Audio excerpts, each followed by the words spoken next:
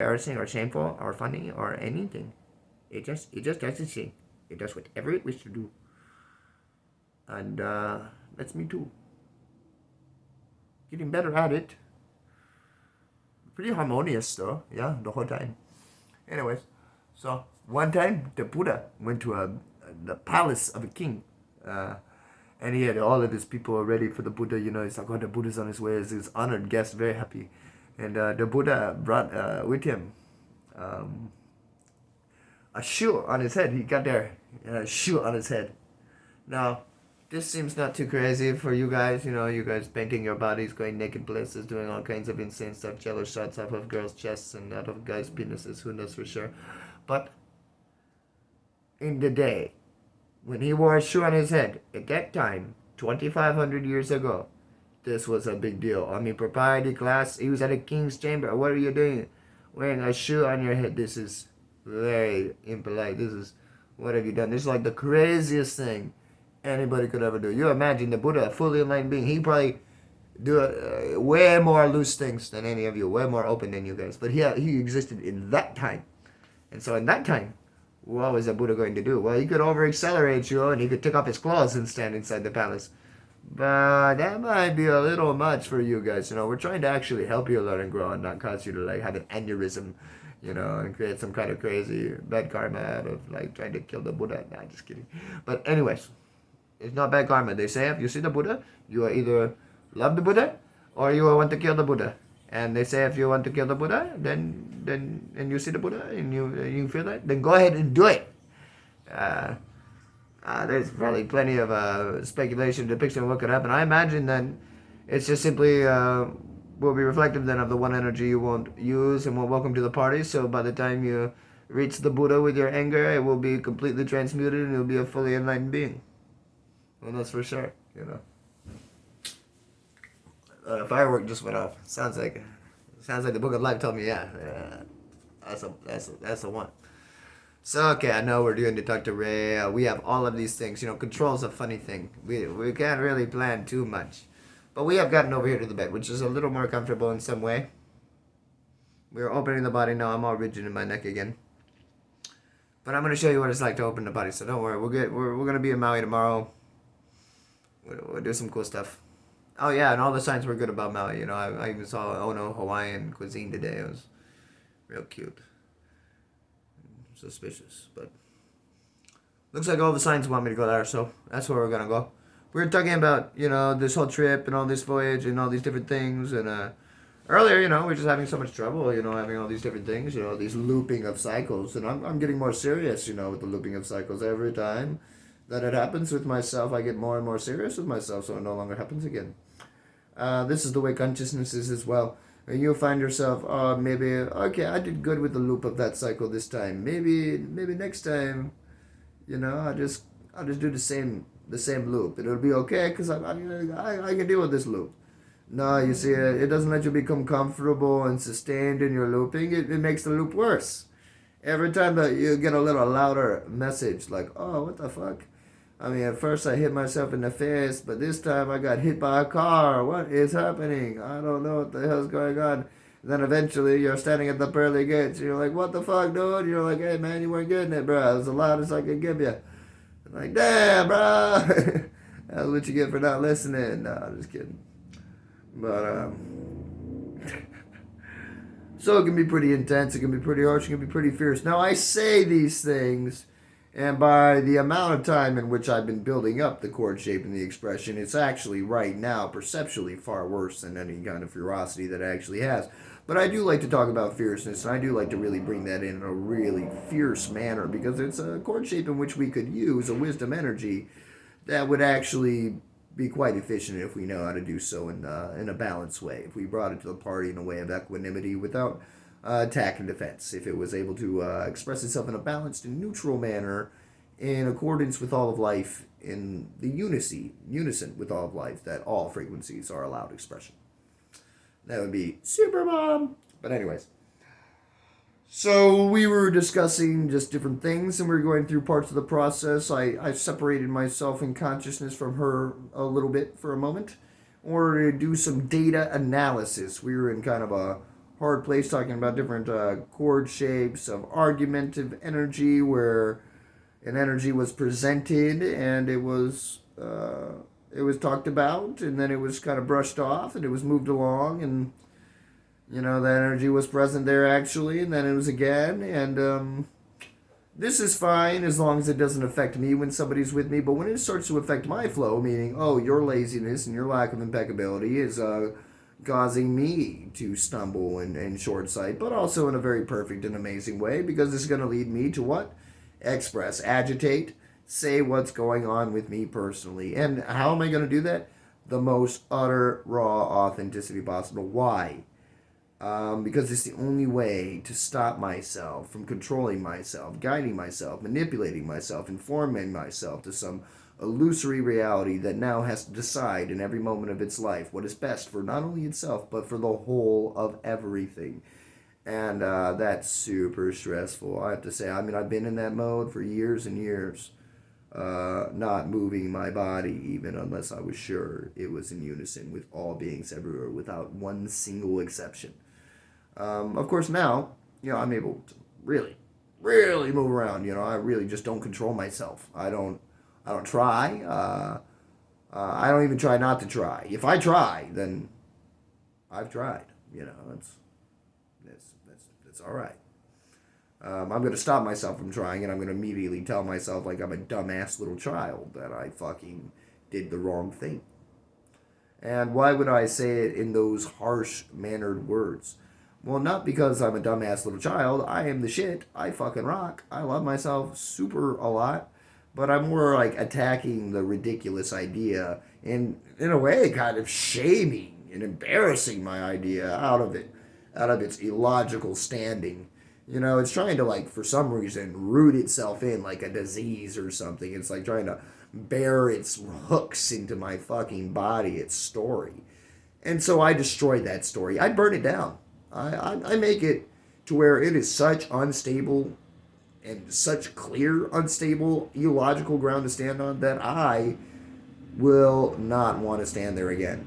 Now, it's possible that I will stand there again because after having that wonderful sturdiness and understanding, I have gotten relaxed on that understanding, and so I need to be reminded. Luckily for me, at this time, being reminded, which does happen quite consistently, if necessary, has gotten much shorter. It's quite quick now. I mean, we're talking about like moments, like one set, he went 3 words, past the mark, but then I caught it and it became an amazing wisdom. So kind of like what I was talking about before when I fell out of balance. Once you hit an amazing flow, it's kind of easy to fixate because it's phenomenal. So something has to break you out of it. And if you're like the greatest balance being in the world, how in the fuck is something going to do that? And so it has to create some kind of external stimuli to break you from that and continue you moving in life, not always in that one singular direction. And it's a wonderful grace because if you have brought yourself to one point of focus, you really deserve to not have to like fucking, ram your face into the dirt until you die because you love everything and you have no desire for yourself. I mean, geez, what an amazing grace. I feel so grateful, So we have those amazing graces all the time, In fact, Caroline is the name for strong, and Anne is the name for grace. This girl behind me is Strong Grace. Yeah, amazing, phenomenal. 47 her number. Congratulations, phenomenal woman. I love her with all my heart and all my soul. I think she's the greatest person in all the world. She, of course, doesn't think this from time to time, so we have a lot of trouble moving through cycles, you see. We are doing really good, super in love, and then something happens, and we have to talk to it pretty direct and authentic, as we have been doing with everything else in life. And this also happens with me and other individuals. To where as long as the axe is coming down on other individuals and their obscurations, their perceptions, and their path, and their illusory realities, it's not too intense for anybody. But once the focus comes directly on us, there's a lot more pressure. Now, I will say, Ray, Miss Caroline Ann back here, Strong Grace woman, she is the most receptive and quick learner. I mean, she's huge. She's doing her very best. But the problem with her at this time is self-judgment. And so self-doubting. And so a process that occurs during that time of thought. And thought in itself is not a negative, and neither are these particular thoughts, judgments, and all these different things. But as she is consisting with the being that isn't having these kinds of things happening for it in the same kind of a manner, as when something comes to me, it comes to me as like an antenna receiving energy, and I just express it, and it's gone from me.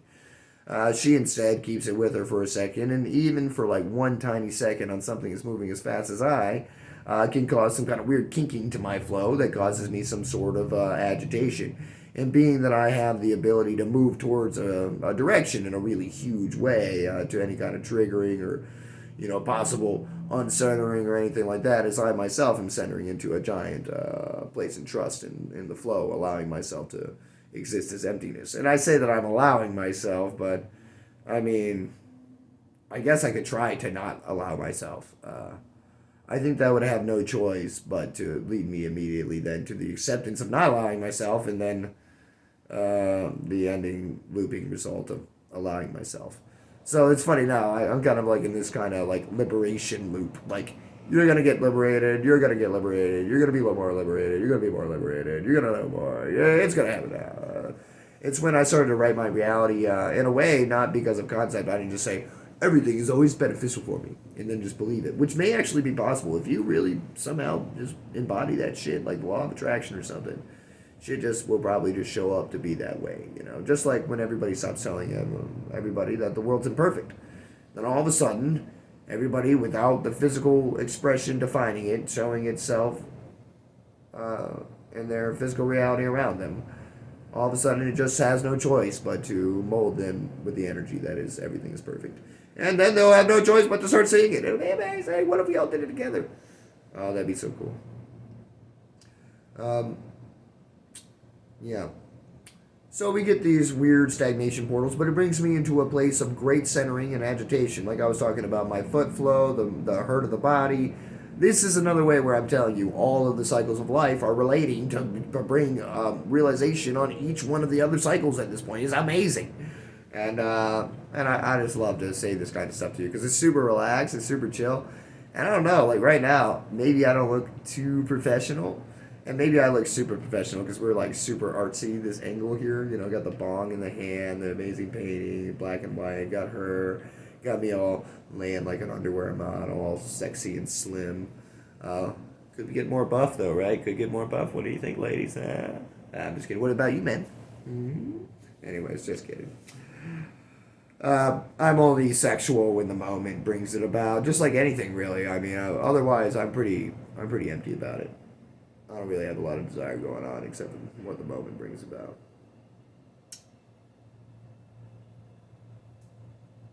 But I have a ridiculous love for being fine-tuned every moment I'm in, and so when the moment is tuned into sex, I like to have it.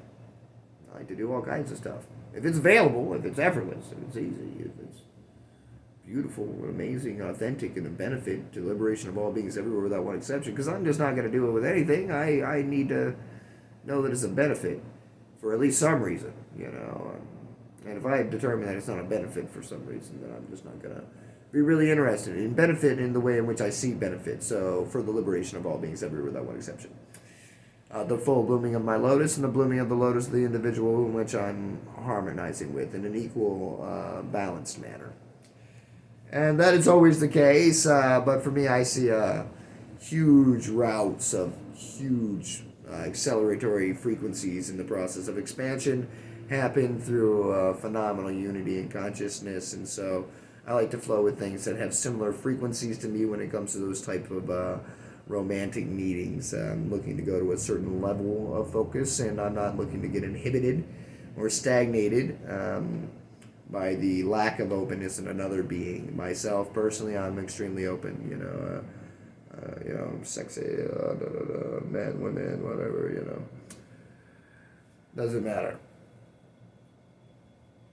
And really, just none of it matters. Desire doesn't matter, food doesn't matter, water doesn't matter. I mean, I'm going to drink water because I'm not going to die. I have compassion for myself. And so, and for my life, for my purpose, and everything that I'm doing, I believe in myself. I believe in life. I believe in all the things that are unfolding. I believe in the entire process. I love it. I believe us all. I believe in us all. Everybody entirely. You guys got this. We're perfection unfolding itself. It's amazing. And so Anyhow, I'm coming into rain. And so we're talking about just all these amazing things. And so if I were talking to you to explain to you all the things that have been happening to me, I'd be telling you about how I was here at this grocery store. This girl came in, she gave me an amazing ticket to go to Unison Festival, went there. I was down there, I was in the park, I was feeling really shitty, I didn't know what to do. I had a friend give me an amazing place to stay, give me French press coffee in the morning, make love with me, suck my penis, let me eat her vagina, have amazing empowered activations and energy that didn't suppress my energy but uplifted it and uplifted hers as well in a symbiosis. Amazing energy channels constantly, comfortably, amazingly. And that being is Ray, this amazing being right here. And then we've gone amazing places. We've done phenomenal things. We've ate brilliant food at restaurants. We've done phenomenal other things. And these things are the more mundane seeming physical activities. But for me, you see, I'm always moving energy. I'm always activating, liberating consciousness through all of my actions. So for me, when I think of something that's a great treat, I think about how awesome it is to sleep in a bed. I'm like, wow, that's amazing. You guys know I got a shower last week? They're like, what? You got a shower last week? Yeah, 3 months ago, I got a shower. It was amazing. My hair was phenomenal. It wasn't all matted. It was really great. And so I think of those things as really amazing. I'm like, dude, guys, I made love with this woman. She sucked my dick. She swallowed my cum. I was elated. She didn't even want anything in return. She was just giving to me unconditionally. You know how many times that has happened in my life? Before? It was like, geez, come on. It was one time. I'm 32 years old. Come on, one time. I'm a nice guy. Nice guys finish last. I know. I've had plenty of amazing sexual experiences as well. But not in the manner of receiving in this pure, amazing light that is the phenomenal mirror ray that comes out. It's phenomenal. She's just so great. She's a phenomenal listener. She is probably a phenomenal expresser somewhere down deep inside of her hiding. I'm sure of it. We're talking about intelligence today. Called her stupid and idiotic, and this was an idea. This was the ridiculous energy presenting itself in a certain manner. And I said it fierce as fuck, by the way. I said it crazy fierce to the conversation of what was occurring, how it was occurring, and in this ridiculous fighting energy that is trying to tell me some story overlapping the thing that's being said. It's like, okay, I don't care about the personalization. I don't care about this. This is what has happened. This is all that we need to talk about is what has happened. What is this? Oh, ego, whatever comes in, illusory reality comes in. Just get it out of here. And so today I'm actually pretty happy that it agitated me here in the mirror. I just hit my balls, by the way, when I smacked my butt. But it didn't hurt too bad. Not too bad. I'm actually pretty happy that I got agitated today, really. I mean, we needed to come to a place of much greater discriminating awareness. We don't ever have the stimuli anymore. We need something to kick us into being stronger focused, into a greater place of learning and growth. Yeah, we're having a lot of fun. It's relaxing, sitting down and channeling, really teaching, learning, and growing constantly. But we still need to come into greater and greater and greater and greater and greater places and focus. A lot of people get kind of comfortable and they just want to chill out. Type of training that comes with me is kind of a more muscle confusion, kind of mixed teaching to where, you don't really have a lot of chance to get your footing, Like all of a sudden you thought you were sturdy and then like push hands with an energy master, you just fly in a direction you never knew possible. Like, why? Come on!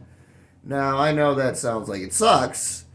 And in a way, I mean, for the ego that was really comfortable and safe and stable in its unsturdy positioning, I mean, yeah, that makes sense. But once it sees that it's not stable and it's not actually going to be able to deal with that, that's all, why hold on to it anymore? Might as well find an actual place to stand where you can't be moved. And that's what I'm about doing as well. I'm not about making a being that needs to lay on me all the time or growing somebody like that. I want somebody, if they're going to grow with me, to be able to grow in the way in which I myself am growing. I am a self-sustained sovereign being. I do not need anything. I will die. Not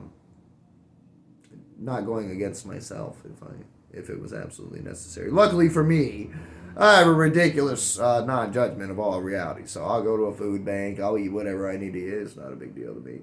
I'll ask somebody for food if I need to. Granted, I never do that pretty much. But sometimes I have been able to, very rarely. And recently I've come into a great confidence with my receiving. We received this camera, we received a hotel room, we've received tickets to come from Sedona to here, we've received money for COVID test, received um, probably more food at restaurant stuff, cigarettes and marijuana, and a large quantity from Miss Ray back here, and a large quantity. And I was discussing how that was cool, but also how it could be maybe limiting my awareness when it comes to the potentiality of our benefiting one another in growth at this time in nature in our paths. This was stated in a place of great agitation where I was trying my best through the route of expression to come to understanding with what it was that was happening here by starting to speak about the certain chord shapes within the experience authentically out loud to where I could come to some place. Now I'm irritated, so this was one of the things. Now I could try to express as if I wasn't irritated, adding some form of control and not allowing that aggression or irritation to be expressed, and so it just becomes suppressed. And it can be expressed some other time later when I'm by myself or something, even though that is the place in which it wished to be expressed by all of consciousness. But my judgment and my human mind decided that's not the place. Or, as I always do now, it's decided, yes, always fucking be authentic and honest completely. Never create a subtle story that somebody doesn't know about. Share it with them amazingly transparently. If it involves them in a way of necessity, when it's right there, you can feel what's on the forefront of the energy and what's then moving forward, and you can allow it to come to the surface, or you can omit it, deflect it, and send it somewhere else and create another thing in its place, whatever you want to do. Now, so I wanted to bring us into some form of expression to where I could see myself. I could see myself speaking with Ray, see myself speaking with you guys. Now, I know, in a big way, how many people can perceive me, how they could perceive me, and how maybe they have perceived others or other people. But I also am quite a different being, and I also, as it turns out, don't care.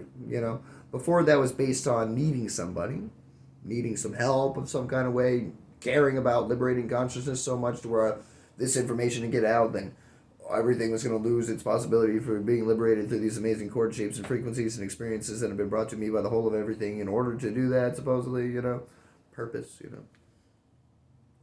And that is my purpose, and that is something that is being fulfilled constantly and effortlessly, naturally. Now, I know we go to a lot of different places, and we're supposed to be talking with Ray here, and in a way we are talking very indirectly with Ray. Ray is quite unconfident, quite afraid, quite insecure, and has a huge difficulty speaking in long succession of words. She can say very small numbered sequences, and she's getting better and better as we go. And she's gotten hugely better, and she's apparently phenomenally confident speaking to anybody who isn't me, which is great. It's a wonderful thing. It makes a lot of sense. It can be quite intimidating. She looks up to me. She thinks of me as a teacher, as a master, as a guide, as a friend, as a lover, as a really amazing, perfect being within the realm of consciousness, as a Buddha embodied, as an awakened one. And so I can imagine that she could be comparing herself as less in some kind of a manner because she has this being that has stepped very far into the path, whereas she's wishing to go where this being is. But, what student becomes jealous of the master? It's not a big deal. Nobody's better or less than anybody else, but everybody's just in their particular unique placement very perfectly, and so we just move from where we are together in harmony. And for me, she's been moving extremely well, phenomenally, through all of these different chord shapes and frequencies, and she has this one thing that many people do not have, even how great, whatever they are, dedication. That's right, she has the devotion to flow. She wishes to liberate her consciousness for the benefit of all beings everywhere without one exception. Now, that's the most beautiful and amazing thing. She doesn't kill anything. Before I met her, she wasn't killing things. This is very beautiful, very wonderful. And no matter what you do, it's fine. It's very beautiful. I don't wish to cause you any judgment, but I do see if somebody is killing things, it's probably reflective of their lack of ability to have a subtlety to their realm of compassion, its focus, its bandwidth, its understanding. And so because you're going to be so sweet to the least of us, it'll be much more difficult for you to be very sweet with the least of you. And so the more we come into these places of compassion for even the very small, not to say we have to stop eating or something, but this we have a higher form of awareness, a respect, a reverence, and an understanding of what perfection is, a releasing of judgment, but the releasing of animosity and aggression that creates an attack or defense style reflection that will then cause ourselves and all consciousness a reverberation. That is, of course, of our benefits. So, again, no reason to try to fixate, control, or destroy it, but it's just an awareness that's being shared here in this moment, So take with it what you will. Now again, so red. So we got into some hard places where, we're just not listening to one another, or she's not listening to me, and I'm seeing things very accurately, and I'm saying, well, this is something maybe, and she's like, no, it's not something, and then it is something. And this is happening, more than one time now. It's happened in similar occasions and in other occasions in other ways.